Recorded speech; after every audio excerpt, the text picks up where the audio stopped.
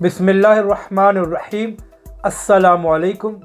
हामिद मीर ने एक बार फिर पाकिस्तानी इदारों पर तनकीद की है और उन पर इल्ज़ामात लगाए हैं। हामिद मीर ने मज़ीद कहा है कि इमरान खान साहब एक कमज़ोर और बेख्तियार वज़ीर आज़म हैं, यानी कि हामिद मीर ने इमरान खान साहब को एक कठपुतली वज़ीर आज़म कहा है। मगर जो कुछ हामिद मीर साहब कह रहे हैं इसमें हुकूमत और उसके वज़रा भी बराबर के शरीक हैं। इस वीडियो में हम इसी के मुतालिक बात करेंगे।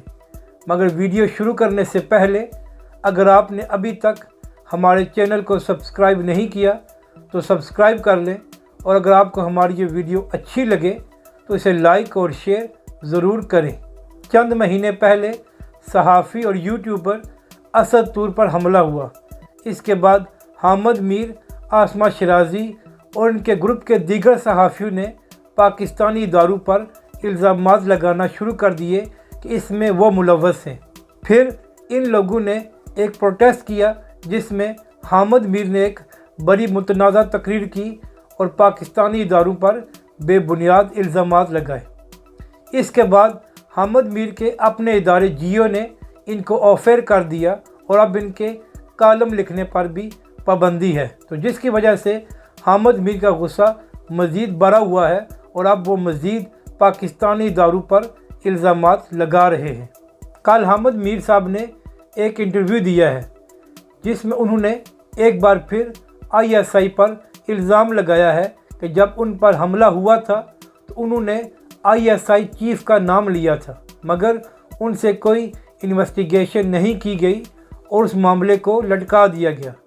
फिर उन्होंने कहा कि जो कुछ सहाफ़ियों के साथ हो रहा है इसमें भी पाकिस्तान के ताकतवर लोग इन्वॉल्व हैं, यानी कि उन्होंने एक बार फिर पाकिस्तान के सलामती के इदारों पर तनकीद की और इल्ज़ाम लगाया। यहाँ पर अहम बात यह है कि जब असद तूर पर हमला हुआ तो उससे कुछ दिनों बाद शेख रशीद साहब जो वज़ीर दाखिला है उन्होंने ट्वीट किया और बताया कि वो मुजरमों के बहुत करीब पहुँच चुके हैं और आने वाले कुछ दिनों में वो मुजरमों को पकड़ लेंगे।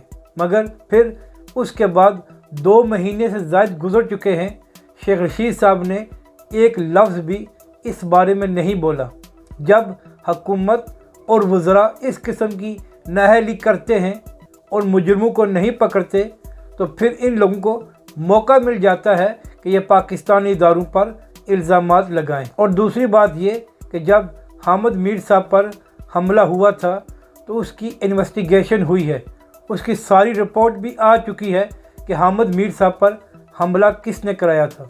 तो अब वज़ारत दाखिला उस रिपोर्ट को शाया क्यों नहीं करती और पूरे पाकिस्तान को क्यों नहीं बताती कि हामिद मीर साहब पर किसने हमला कराया था। हुकूमत और शेख रशीद साहब की मुजरमाना खामोशी हामिद मीर जैसों को मौका देती है कि पाकिस्तानी इदारों पर बेबुनियाद और झूठे इल्ज़ामात लगाए जाएं।